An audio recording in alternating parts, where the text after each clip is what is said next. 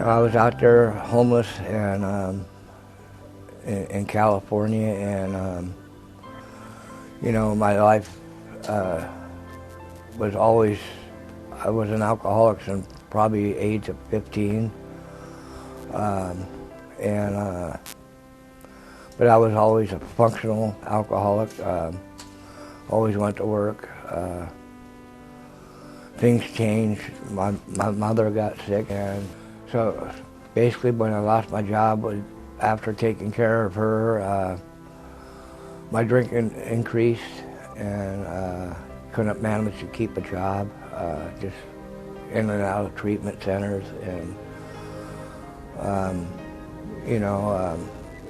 losing my home because I couldn't pay the taxes on it, and from there it just went tumbling down. I lost everything I owned. Got into some relationships that maybe I should never even tried to. Trying to make ends meet and trying to get places to stay, and then my alcoholism was just getting in the way. Was living under a bridge in Oceanside, California, just wanting to die. I just had no hope left anywhere.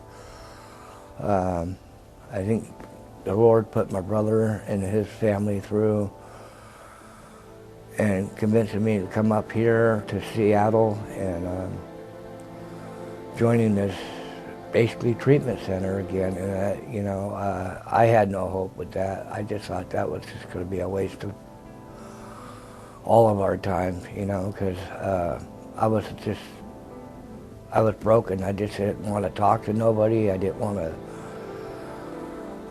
associate or try to make this program work. And I think it was fear that was keeping me there for the most part. That I had nothing to go back to, other than sitting there drinking all day, and I was up to 3 packs of cigarettes a day, not eating, in and out of hospitals, just tearing myself up. And I was starting to feel better, and I just thought, well, maybe this is what I need. And it's a minute I stopped fighting it and just letting God in my life. Getting baptized was something that I thought I'd never do again. I was baptized as a child, and I fell away from it when I started getting older and drinking, and because it wasn't for God. And honestly, a group of people that I was surrounded by. I remember a couple of times getting so mad at staff and just the people in general that were around, and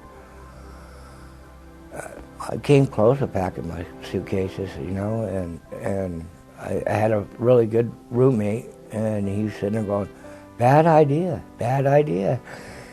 And I'm still going, no, man, this is just not for me no more, I got to get out of here. And, him talking me out of it, he's just like, man, just give it another day, it'll get better.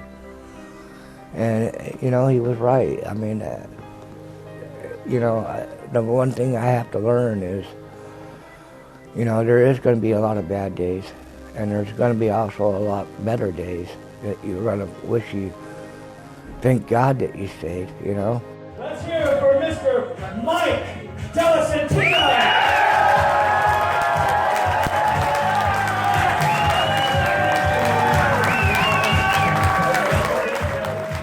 I know if I leave it up to my own, I'll mess it up, and God's always there to,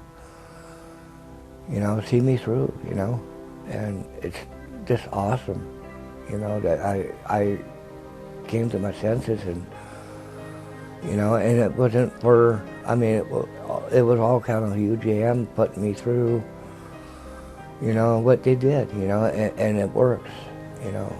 I want to get really involved in my church, and, you know, I can't forget where I'm coming from, and but I could look back and glance at it and turn my head back forward, because that's where it needs to remain, you know, because I just don't have any other, my choices don't work, you know. My choices will lead me back under a bridge, asking myself what happened, you know, and I don't want that this time. I've come too far to let that happen.